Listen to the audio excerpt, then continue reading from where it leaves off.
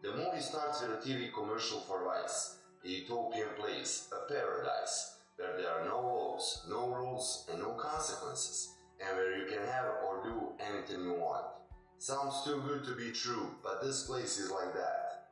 The main protagonist of this commercial is Julian Michaels, CEO of Vice. At the parking of the Vice is male adult, a law enforcement representative who is waiting for arrest warrant for his suspect and goes by the name Roy Tedeschi. Somewhere else, inside the Vice area, Kelly and Melissa, two friends / co-workers, are headed towards a bar where they work. On the way there, a couple of guys start hitting on them at very shallow level, which they refuse with disgust. Really, these guys should work on their approach and strategy. This was very bad. After getting a warrant, Detective Tedeschi enters a striptease club at Vice, and after he had located his suspect in a private room, he went inside and arrested him. At the bar, where Kelly works as a bartender and Melissa as a waiter, there's a nice guy Evan, whose shirt Kelly complimented, to which he responds that she reminded him of the person that got him that shirt. During a pleasant chit-chat with Evan, Kelly invites him for a drink after her shift, which he politely refuses due to his commitments afterward. To be honest, that shirt isn't that special, but whatever. On the way back home, they run into the same guy that was hitting on them earlier that night. Melissa is not holding her nerves and insults him. Revolted by her attitude, he pulls out the gun and shoots her dead in the middle of the street. Then he grabs Kelly and starts choking her in front of the spectators. All present people do not even think to do something about it and help the girl in trouble. And not only that, but they are not even bothered by the double murder that just happened in front of their eyes. What the beep? Meantime, Julian Michaels spectates this crime from his Operation HQ and orders his right hand, Chris, to send a cleaning team to the crime scene. At Vice Hospital, Kelly and Melissa are on the operating table, only they are not operated by a surgeon, but by an engineer, and we learn that two of them are not real people, but sophisticated androids, cloned from real people, with electronic chips in their head, which is controlled by Vice HQ. The artificial, as they call them, they are living a life in continuous loop. Every day is the same, thanks to the bracelet on their wrist, which send a magnetic impulse to their brain every 24 hours, erasing their memory from previous day. This allows their client the biggest fun of all time. They can do to these androids whatever they want, and tomorrow showed up as if nothing happened. At the police station, Detective Tedeschi argues with the chief about his arrest at the Vice, because from chief's perspective, Vice is an amusement park that brings in half of the city's revenue, and there is no need to bother Julian Michaels about the things going on outside, pointing out that anyway, those people inside are not real. Detective Tedeschi went crazy on this, arguing that back in the day there were cops and now suddenly they can't arrest somebody just because he is inside of Vice. He points out the file of the suspect for rape and murder and introduced Chief to the fact that the crime was committed when the suspect left the Vice and thought that he can do the same thing in real world as he has done in Vice earlier. Regardless of Tedeschi's argument, Chief warns him that he should leave Julian Michaels and Vice alone, on what Tedeschi clearly says to him, "What the beep?" The next day, Kelly starts to experience flashbacks from previous night, remembering Melissa's murder and her death. This triggers the alarm in Vice HQ, who had tried to reboot her on site.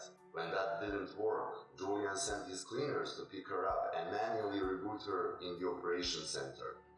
During the process of erasing her memory, which is very painful, Kelly is able to break loose herself and punch a couple of times the engineer, destroying the equipment and causing the system failure, buying herself some time to run away from there.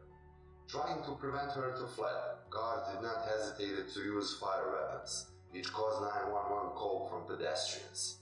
And of course, who shows up there? Tedeschi is, and straight ahead he went to Julian Michaels, who is worried about the security breach and scandal that Kelly can cause wandering around the town.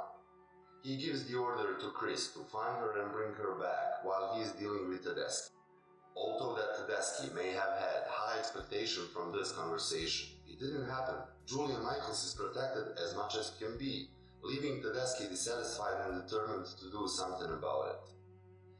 Back in the city, Chris tracks Kelly using a GPS in her bracelet, and after he had located her in an abandoned mall, he tries to convince her into returning to Vice. Considering everything she experienced in the Vice, she decided to escape, even if she loses her life. Fleeing under the hail of bullets and far from a Chris, she gets in front of the abandoned church and went inside. There she finds Evan, the guy from the bar. Then he introduced himself as her husband. What the beep? Yeah, you heard me good. Kelly is a humanoid clone of his deceased wife named Michelle. Michelle had a cancer, and when she died, he tried to make a version of her because he missed her a lot. The company where he had worked was bought out from Julian Michaels, and that's how she ended up in Vice.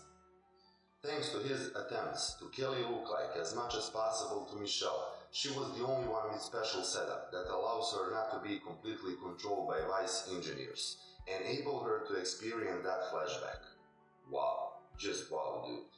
Evan finally takes off her bracelet, disabling the GPS tracker. Hence, Evan presents the plan to Kelly. In order to save her life, he informs her about St. Helena, an island in the Caribbean, which is a tech-free zone, and they can get there with the help from his friend James, who is a hacker.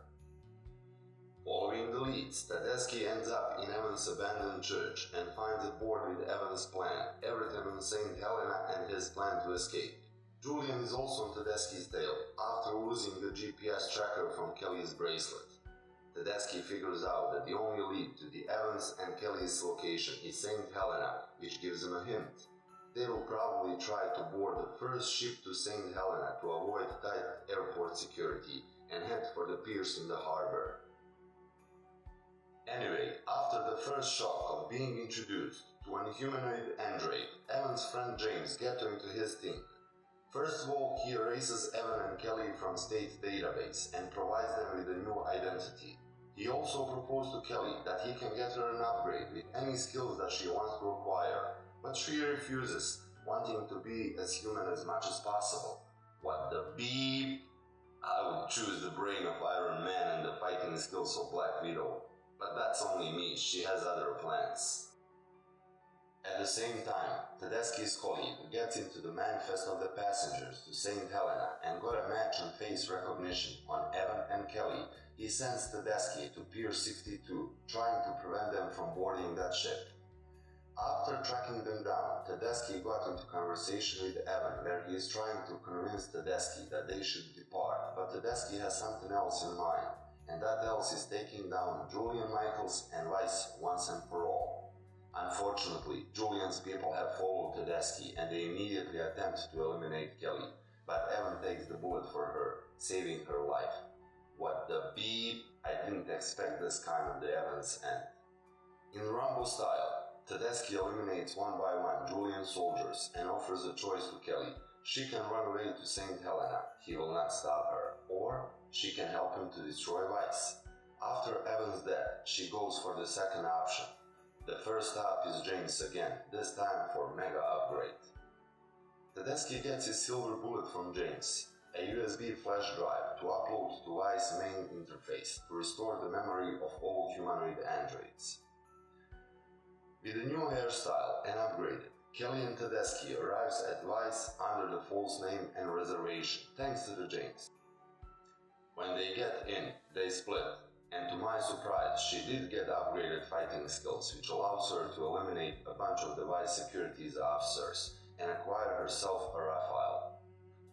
Kelly gets into Julian's office, but could not pull the trigger. These androids have the built-in safety protocol that prevents assault on Vice management, which allows Julian to knock her out. Meanwhile, Tedeschi breaks into control room, taking one of the operators as a hostage, ordering him to upload Silver Bullet to restore android memories. And then the show started. All the androids suddenly recognized regular customers, including Melissa, and they went for revenge. Julian and Chris, despite their best efforts, are not able to shut down the system. James did a good job. Next up, engineering department, trying to save Kelly, and again he went on killing spree. When he got there, he shoots Julian, liberating Kelly and leaving Julian lying on the floor. Media are broadcasting the mayhem that is happening at Vice, which makes the chief of the police very uncomfortable. Yeah, your buddy Julian messed up big time. The movie ends with a scene where Julian opens his eyes, in my opinion, just a getaway for second sequel. Guys, at the end, I just want to hear your opinion about amusement parks like this. Is this the real future of entertainment? Thanks for watching and see you soon. Peace out.